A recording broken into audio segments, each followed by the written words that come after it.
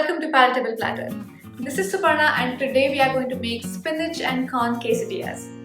This is one of my favorite recipes and I'm sure it's going to become your favorite as well. It's creamy, full of cheese and one of the best recipes that I've ever made.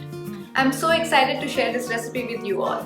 And now without any further delay, let's dive into it.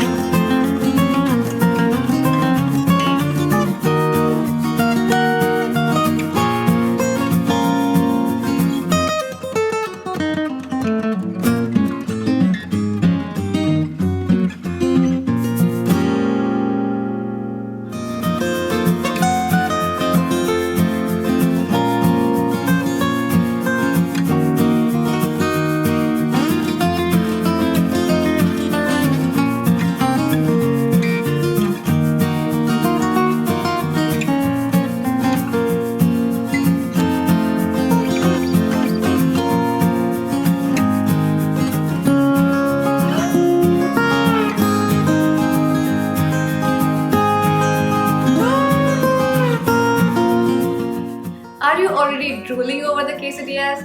Do try this recipe and let me know how that goes in the comment section down below. Also follow us on Instagram at Palatable Platter.